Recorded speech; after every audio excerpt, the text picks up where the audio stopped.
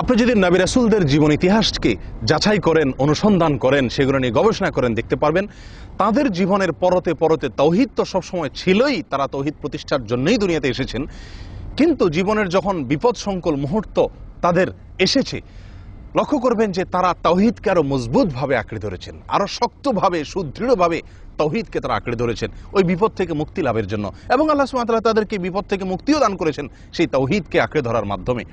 আমাদের নবী সাল্লাল্লাহু আলাইহি সাল্লামের জীবন ইতিহাস যদি আপনি দেখেন, দেখতে পাবেন যে তিনি মক্কা থেকে হিজরত করে যখন মদিনায় যাচ্ছিলেন, গর্তে আশ্রয় নিয়েছিলেন, পিছন থেকে ধাওয়া করছিল মক্কার মুশরিকরা, সঙ্গে ছিলেন আবু বকর সিদ্দিক রাদিয়াল্লাহু তাআলা আনহু। তিনি পেরেশান হচ্ছিলেন।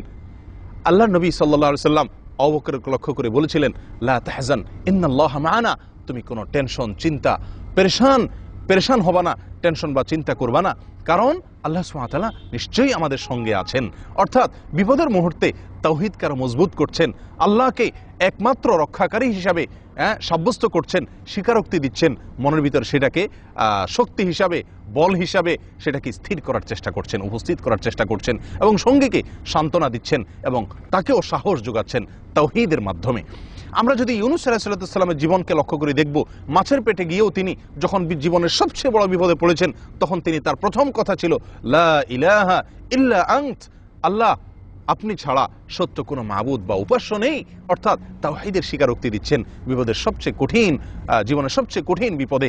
আমরা যদি একইভাবে লক্ষ্য করি আল্লাহর আরেকজন নবীর জীবন ইতিহাস, ইউসুফ আলাইহিস সালামের দিকে, তিনি যখন বন্দী দশায়, যখন জালিমের কারাগারে বন্দী ছিলেন, অন্যায়ভাবে অত্যাচারিত হয়ে, তখন তিনি আল্লাহ সুবহানাহু ওয়া তাআলাকে শিরক থেকে নিজে মুক্ত থাকার ঘোষণা আল্লাহ তাআলাকে দীপ্ত কণ্ঠে তিনি ঘোষণা দিচ্ছিলেন। তিনি বলছিলেন, মা কানা লানা আন না'বুদা মিনা আন নুশরিকা বিল্লাহি মিন শাই, আমরা আল্লাহর সঙ্গে কোনো কিছুকে শরীক সাব্যস্ত করা, শরীক হিসাবে দাবি করা, এটা আমাদের জন্য মানায় না, মানানসই নয়, আমাদের জন্য শোভনীয় নয়।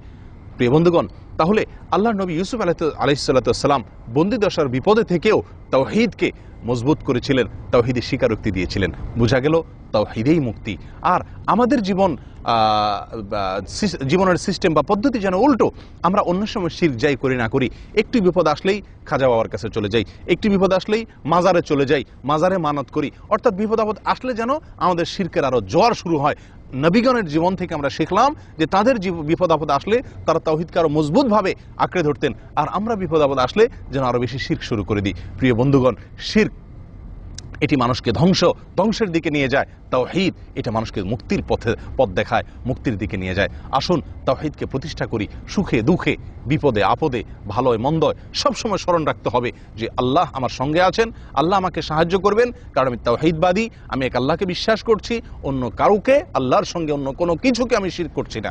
আপনার এই তাওহীদের কারণেই বরং আপনি বিপদ থেকে রক্ষা পাবেন। আল্লাহর নবী মুহাম্মদ সাল্লাল্লাহু আলাইহি ওয়াসাল্লাম বিপদ থেকে রক্ষা পেয়েছিলেন তাওহীদের মাধ্যমে, ইউনূস আলাইহিস সালাম রক্ষা পেয়েছিলেন, ইউসুফ আলাইহিস সালাম রক্ষা পেয়েছেন, আপনিও পাবেন। কিন্তু শর্ত হলো তাওহীদকে প্রতিষ্ঠা করতে হবে।